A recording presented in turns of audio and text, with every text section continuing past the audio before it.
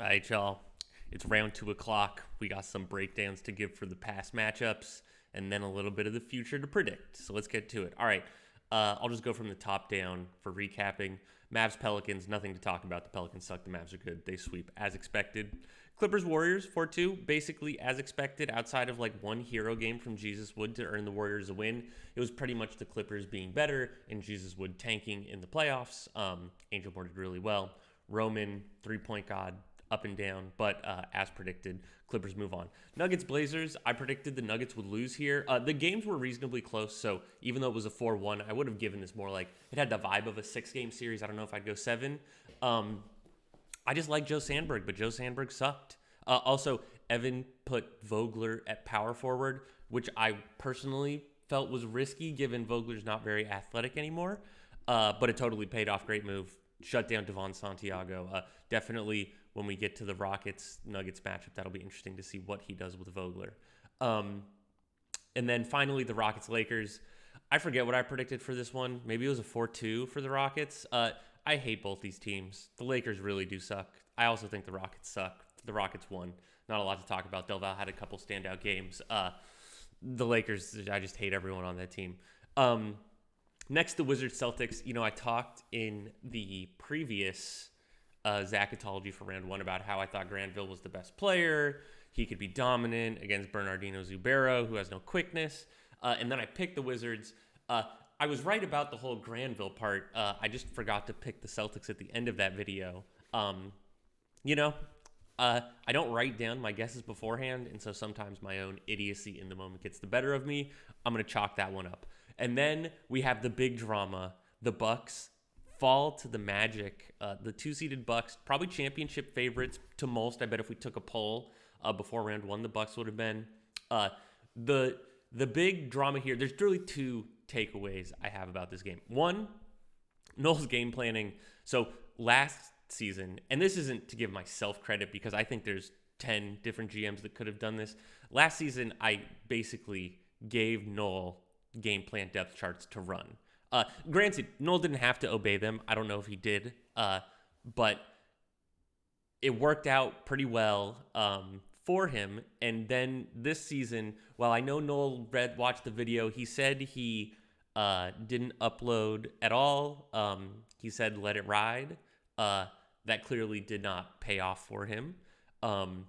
He made this terrible decision to play Brian Alexander, who offers nothing for the team when he could have. I mean, I said that he should have benched Jules Jimenez in favor of Constantinople Ozymandias. The reason being Constantinople Ozymandias moves Santoro off the point guard slot where he's not a great passer and he turns the ball over too much.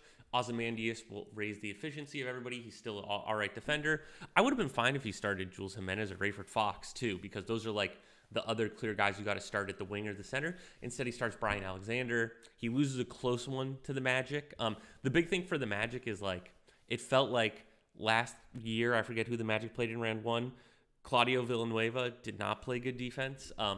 He clearly had a super strong impact on West Eastwood in this one. So Claudio's back to the person I thought he was, which is one of the better defensive centers. Maybe it's a height thing. I forget who he was up against last season.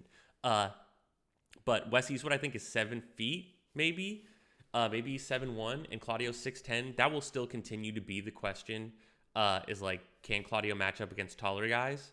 Well, it worked out for this one. Held West Eastwood in check. West Eastwood, only 58% true shooting. That's definitely holding him in check. So big shout out, Ken. He's moving on. Meanwhile, Noel, you need to receive coaching help for every playoff run for the rest of this era if you want to succeed. Next, Hornets versus Cavs. Although I think I picked this to go to 7, I like the Hornets more. They just had a more well-rounded team all up.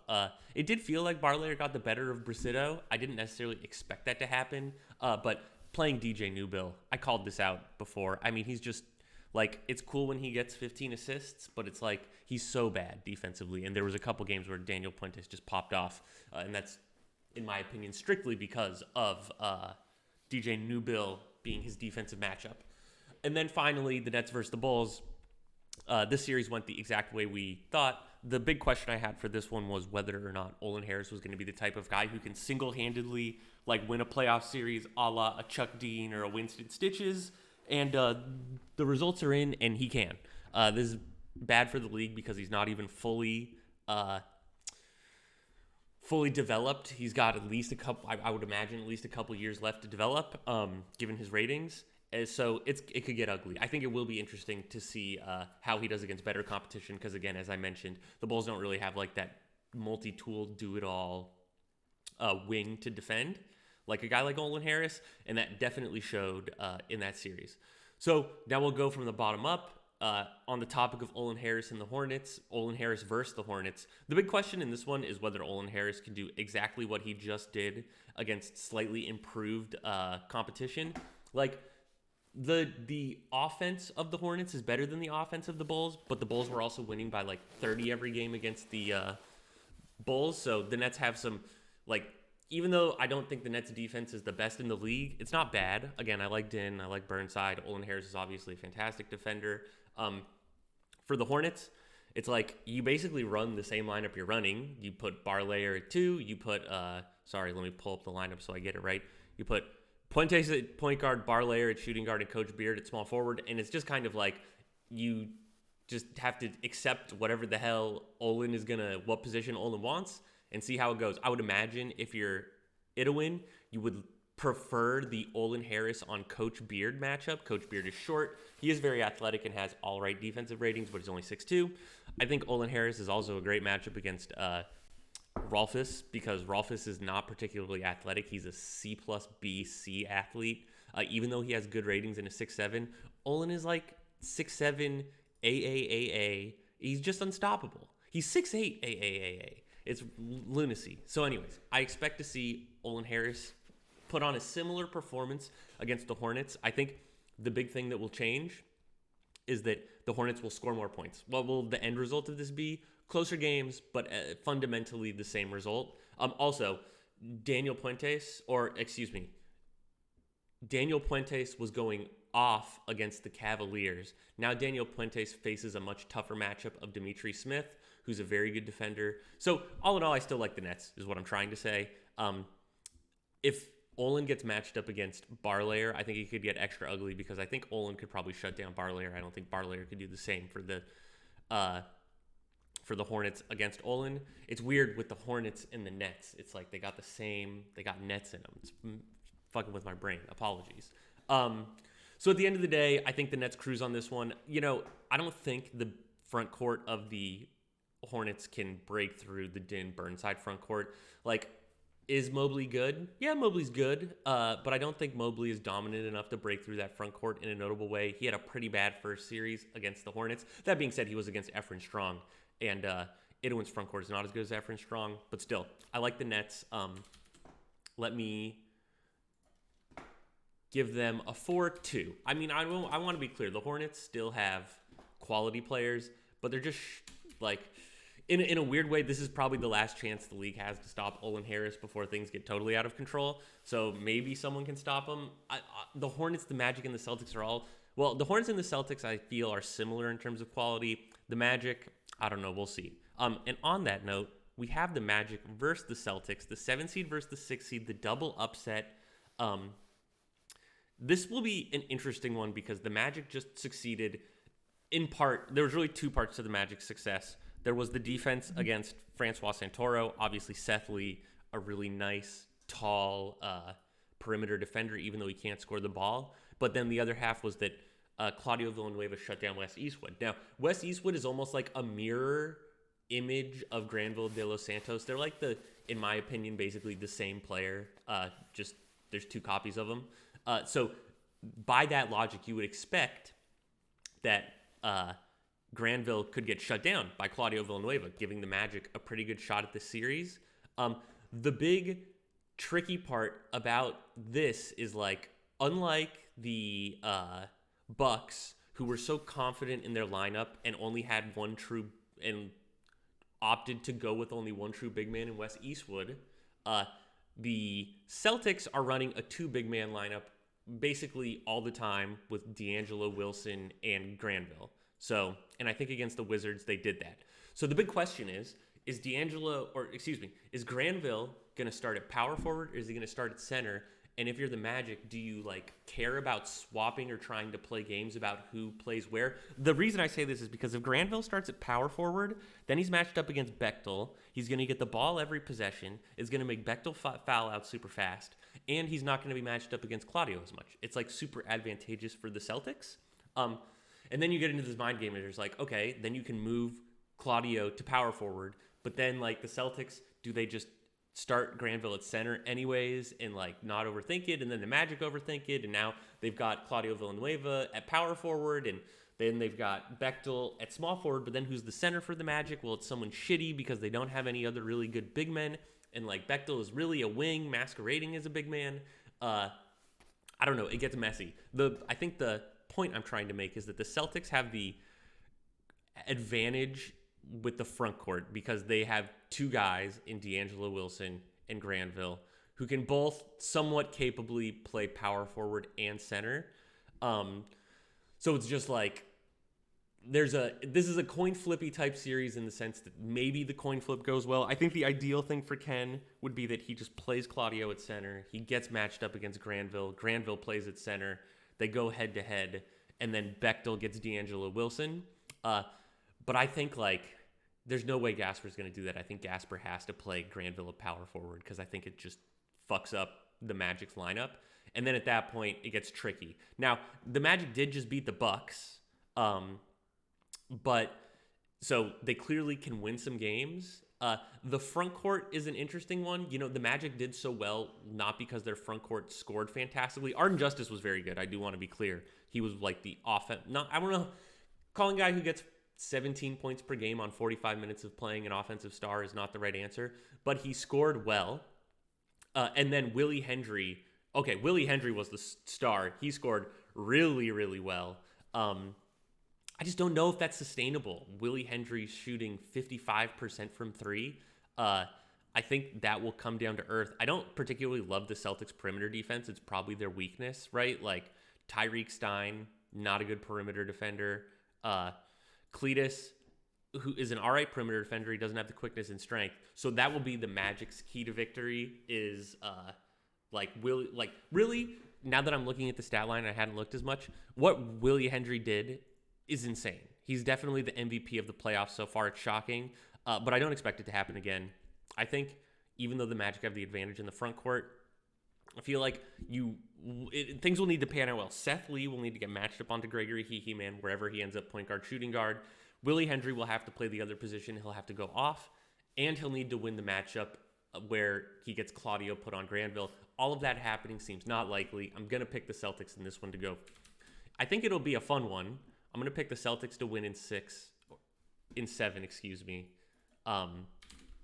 Yeah, Granville, he's a problem. And he's going to be a problem for the Magic. Next up, we got the Nuggets versus the Rockets. So I talked a lot of shit about both of these teams in the first round. I did think the Rockets would win, but that's because they had an easy matchup. The Nuggets kind of overperformed against the Blazers. You know, in terms of the matchups here, this is a bad matchup, in my opinion, for Bryant. It's like, though I hate Evans' offense. I don't even think Evan thinks he has a good offense. But he does have 3 really good guards. The big problem for Bryant is that, like, the thing that would make shit complicated for Evan is that Renee Snyder is like this 5'11 steals only guy who, if he gets matched up against like a Roman Balakeliev or a Cristiano Maris or something, they could just go off for like 50 against Renee Snyder every game. And so then you like get forced in this question of playing Christopher Carmichael at point guard or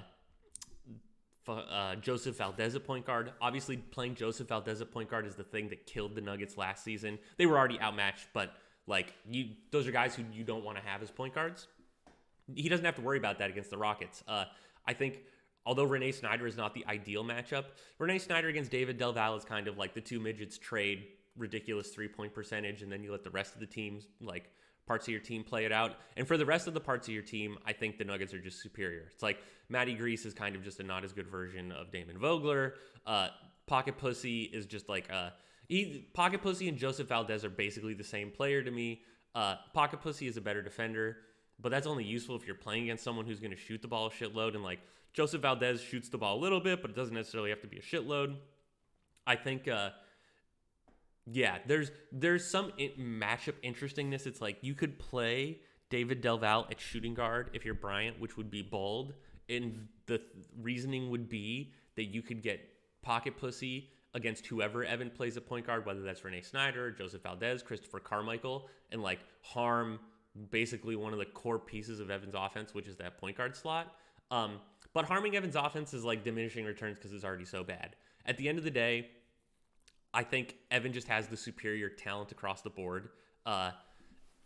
Just guys, again, a little bigger, a little more athletic, a little more skilled. I'm still not sold on David Delval. I really don't like Conceição Zuc on the Rockets. I think he's inefficient. Yeah, I know he shot 60% in these playoffs, but like when you're playing the Lakers, those stats are fake.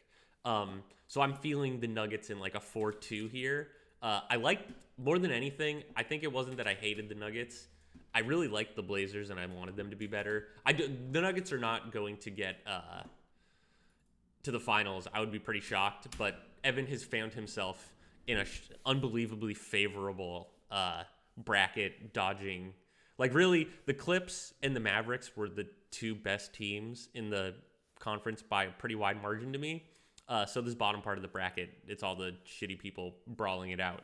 And then, you know, sometimes the seas part like that. All right, final matchup, Clippers versus Mavericks. I think I like these as the top two teams, but I think there's a sizable gap between the Clippers and the Mavericks. I feel like the big delta here is that the Mavericks have a fully well-rounded, realized at every aspect players in Carmichael Brown and Isaiah Todd, while the Clippers have these like flawed guys. So I think Cristiano Maras is going to be really tough to stop for the Clippers. The Clippers have Jamie Jones, who's a quality defender but is a midget.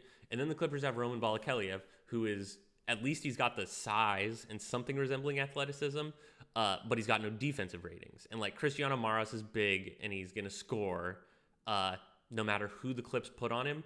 And so I think he'll be better at scoring than whoever he's up against. Like maybe if he's up against Roman, it's a wash, but like you want to do better when you're up against a flawed player like Cristiano Maras. Meanwhile, for the big men for the Clippers, one development was that Michael Fitzgerald started over Beelzebub. Beelzebub is kind of, I don't know if regressed is the right word, but he just hasn't been fantastic. He's kind of like an empty calories player to me. Angel Moore is super sick. I think there's some interesting thinking you could do about like trying to get Angel Moore matched up against Carmichael Brown. Carmichael Brown, obviously known to fade offensively in playoff series. Maybe doing Angel Moore at big man to put Carmichael Brown in foul trouble and to shut him down offensively would work. And then you put your Beelzebub or Michael Fitzgerald against Isaiah Todd. Michael Fitzgerald, although like looking at his ratings, he seems like he could play power forward. That would be interesting.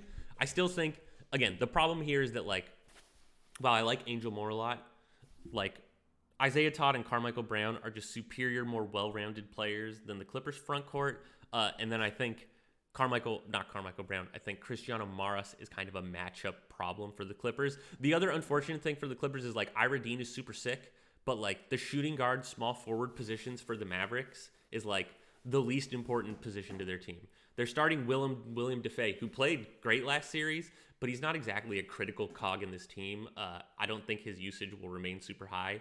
And then at small forward, they were playing Jonathan Ratliff, I believe, who's a great player. Like, I always like Jonathan Ratliff, but he's basically just a low usage guard passer who's not, having Ira Dean on him. I mean, he'll get stocks because I guess the ball's in his hands, but it's not as ideal as like putting him on a star scorer. Will Doc put Ira Dean at point guard to try and get on Maras? Maybe, but then it's weird because it's like Jamie Jones is definitely a point guard, and Jamie Jones then has to play shooting guard against these kind of larger defensive specialists of the Mavs. It's one of those matchups where it just feels like, again, this happens a lot, but Doc is the team that has to make all the adjustments to try and counter the Mavericks, while the Mavericks can kind of just play their players and say, deal with it. And in situations like that, I usually favor the team that doesn't have to make a bunch of adjustments. So I'm feeling this will be a good series. Michael has had some questionable playoff results. Like, I like the lineup Michael ran in his first series, but it's like, will he make some critical mistake? Is he going to overthink it? Is he going to like make some big goof? I hope not. I think this is the Mavs season to make the finals. I think the Nets are still the overwhelming favorites with the exit of the Bucks to take it to the house. But these are my predictions. We'll see how it all pans out. Can we get a little more good drama? How will Idowin blow it?